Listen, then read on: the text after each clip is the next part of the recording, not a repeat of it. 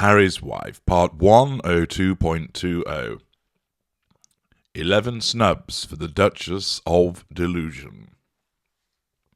Hello, I'm H.G. Tudor, continuing to utilize the wealth of material surrounding Harry's wife to enable you to understand essentially what makes her tick, what drives her behaviors, to get rid of the misunderstanding that surrounds why she does as she does, and in turn extending your wider knowledge of narcissism.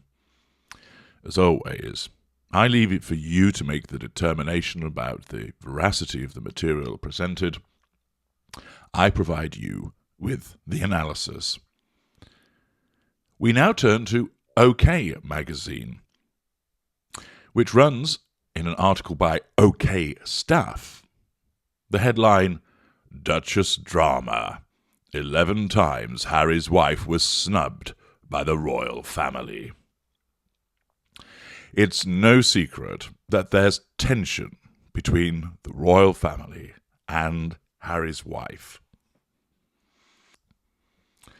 Prince Harry first raised eyebrows when he chose to marry an American actress, and now that the Duke and Duchess of Sussex have abandoned their royal duties and will instead focus their efforts on Netflix stardom, the royal family seems to have little praise for the former Suits star.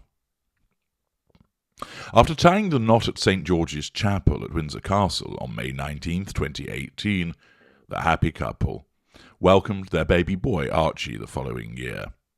Soon after his birth, Harry announced the duo would step back as senior members of the British royal family on January the 8th. Their departure, referred to as Megxit, was due to the couple's desire to be financially independent and live a more peaceful lifestyle. The couple initially moved to Los Angeles, California, to live a more normal life, but the red-headed prince hated the lack of privacy. The couple eventually settled in a $14.65 million home in Santa Barbara, California.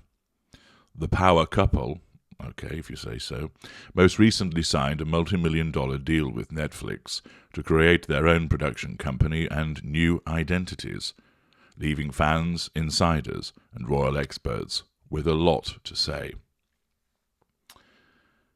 There then follows 11 occasions where the royal family apparently snubbed Harry's wife. Let's dive into them and see what the impact would be upon her.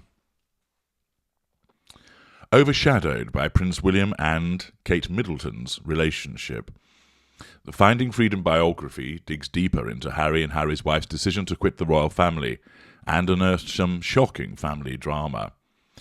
The book noted that part of the couple's decision had to do with how they felt overshadowed by the Duke and Duchess of Cambridge. While Harry's wife and Harry tried to get involved with projects they deemed important and noteworthy, they were discouraged by staffers who prioritised more senior members like Prince William and Kate Middleton. Additionally, when the couple tried sharing their concerns, their conversations were leaked to the press, leaving them with few people to trust. Harry felt at once used for their popularity, hounded by the press because of the public's fascination with this new breed of royal couple, and disparaged back within the institution's walls for being too sensitive and outspoken.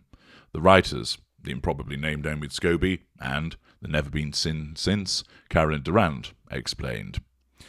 Now, of course, overshadowing is something that a narcissist hates, because the narcissist must be front and centre. Where attention and eyes and ears are focused on somebody else, this wounds the narcissist.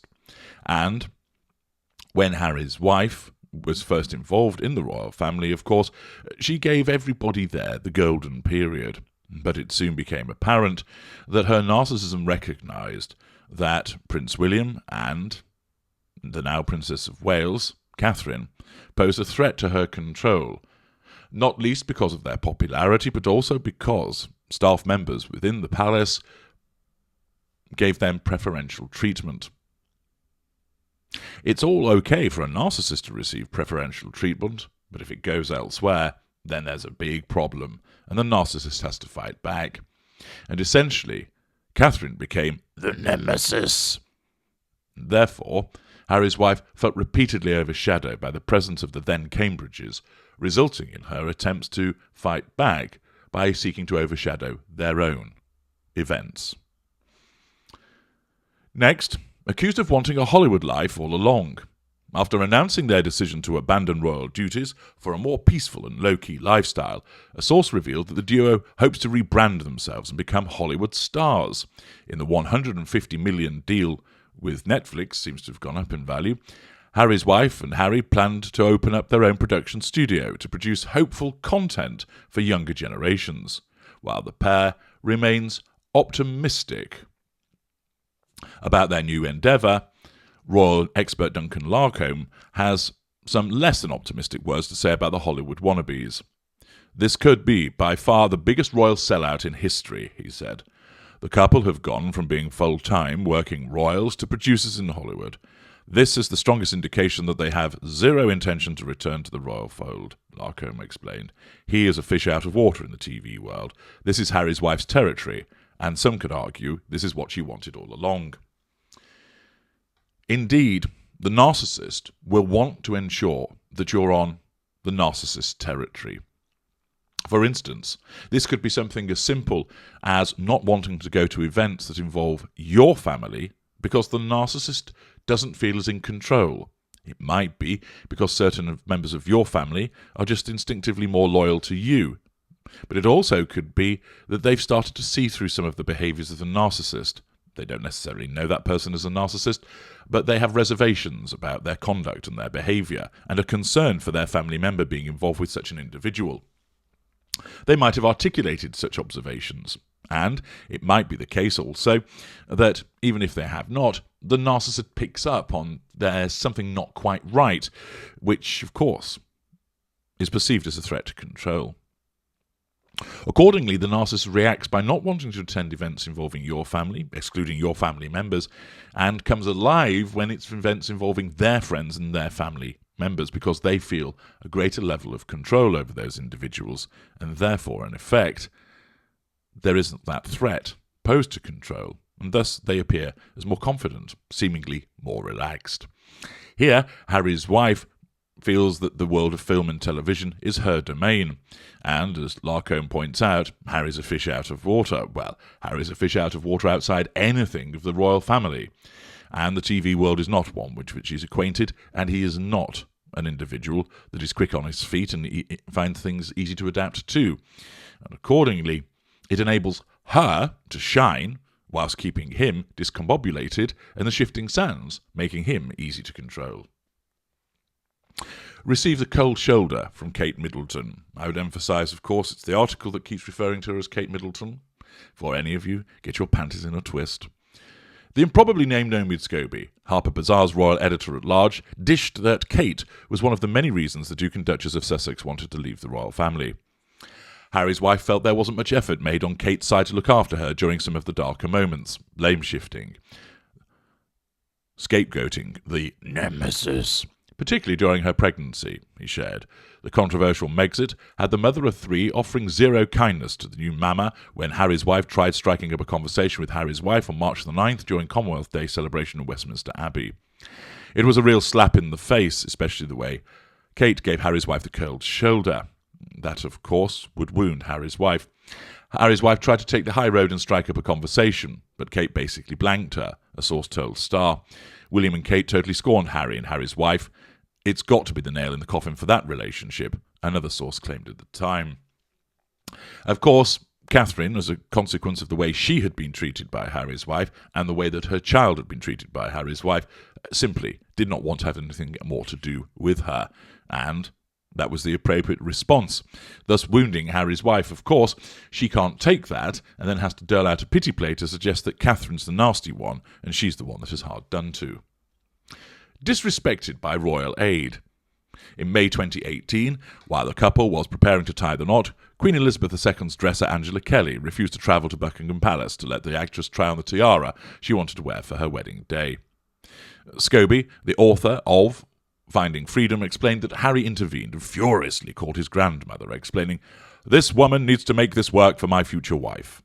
The royal expert continued, Harry felt that there were those within the institution that would stop at nothing at the very least to make Harry's wife's life difficult. Of course, what he misses is the fact that Harry's wife was difficult in itself, of herself rather, and because of that behaviour, people didn't want to do things for her. But of course, her narcissism doesn't allow her to accept that.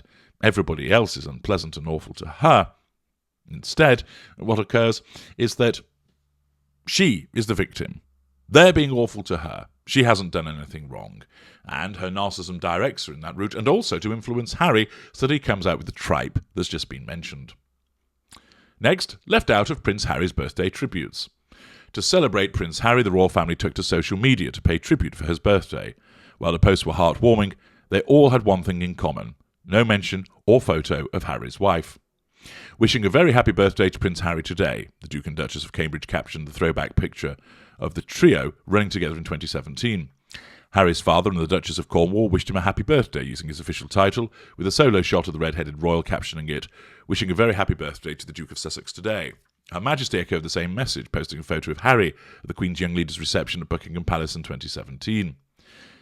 Of course, this shows the grandiosity and sense of entitlement that Harry's wife has, that she should be involved in her husband's birthday celebrations. Why? It's his birthday, not hers.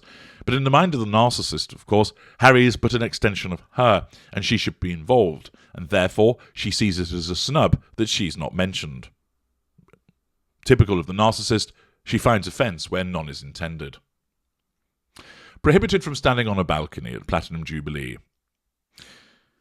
Though Harry's wife and Harry were excited and honoured to be invited to the Queen's Platinum Jubilee in June 2022, they weren't allowed to take part in the traditional Trooping of the Colour parade, which became the Shushing of the Colour, in which the family stands on the palace balcony. Their two kids weren't permitted to be there either. They feel that the Duke and Duchess of Sussex have caused nothing but chaos since moving to America, with their endless tell-alls and interviews throwing shade at the royal family, an institution explained of the situation. They think it would be hypocritical of Harry's wife and Harry acting all smiles and waving to the crowds from the balcony like they're one big happy family. And indeed, that's entirely accurate. As no longer working royals, they weren't entitled to be on the balcony, and therefore they weren't included. Of course, that doesn't matter in the world of Harry's wife. Oh, no, no, no, no. In her world, she is entitled to be there, and she views it as a snub.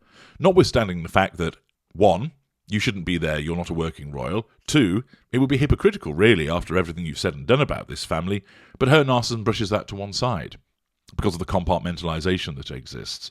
And she sees an absolute right to be stood on that balcony, and by not including her, that was, as I mentioned in parts passing, thermonuclear wounding. But nevertheless, she believed that she was entitled to be there. Denied request to clear out NYC restaurant. When the Sussexes took a trip to NYC this past summer, Harry's wife allegedly asked the staff at Locanda Verde if she could have the entire inner-outdoor courtyard, which seats 50 for herself and 4 people, including Prince Harry, alleged a source. In the circumstances, that shows her sense of entitlement and grandiosity and a lack of emotional empathy for other people. The owners told her it had been reserved for a birthday party for 15 people and refused to bounce the party out of the space, the eyewitnesses spilled at the time. They told her she'd need to sit inside, which she did. I'm not entirely sure how that equates to the royal family snubbing Harry's wife, but there we are. It certainly was an occasion where she was snubbed by the restaurant, and her narcissism on display once again. Banned from seeing dying Queen Elizabeth. On September the 8th, the day of Queen Elizabeth's death, members of the royal family, including Prince Harry, were asked to drop what they were doing to try and see the matriarch, but a source claimed King Charles told his youngest son that Harry's wife shouldn't accompany him. Charles told Harry that it wasn't right or appropriate for Harry's wife to be in Balmoral at such a deeply sad time, the source explained. It was pointed out to him that Kate was not going, and that the numbers really should be limited to the very closest family. Charles made it very, very clear Harry's wife would not be welcome. Again, a further snub to her, and an understandable one, because of her behaviour, and also because she isn't the closest of family. Of course, in her world, that doesn't matter. She ought to be there because she's Harry's wife and she's the centre of the universe and access all areas.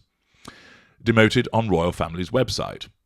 After the royal family reworked their website in the wake of Charles taking the throne, it was revealed that Harry and Harry's wife's photos were pushed down to the bottom of the page, just above the disgraced Prince Andrew, further wounding, and I've explained that in greater detail in parts passum. Iced out at Queen's funeral. While the Suits star reportedly tried to play nice with Kate during the funeral proceedings for the Queen, body language expert Katia Losal noted that the latter refused to meet eye contact. Quite unlike the confident Harry's wife we know, Harry's wife appeared ill at ease during this encounter, which is not surprising given the recent criticism that she has faced. She shared, on numerous occasions Harry's wife looked over at Kate, however the gaze wasn't reciprocated. Losal went as far to say that Kate was trying to freeze out her sister-in-law, with one insider claiming Queen Consort Camilla also gave her the cold shoulder. In addition, the Sussexes were asked to sit in the second row during the church ceremony, while William, Charles and others sat in the first pew. It was also reported that they were uninvited from an important dinner during the grieving period. I've explained in detail why Harry's wife felt so anxious at the walkabout and why Catherine did indeed operate as expertly advised to have little or nothing to do with Harry's wife, all of which, of course, generated wounding. Finally, possibly left out of Queen's will. Though it hasn't been confirmed, sources believe the former actress won't be inheriting any of Queen Elizabeth's most prized possessions. Her collection of jewellery is said to be worth around $110 million, but it's likely that Kate will receive the bulk of the goods, with an insider claiming there's a very good chance the Queen won't leave anything of value for Harry's wife. The source added that the monarch made some last-minute changes to her will that will be a shocking surprise for her heirs. She's been focusing on her beloved pieces and who deserves what. Again, I've dealt with that in parts passum.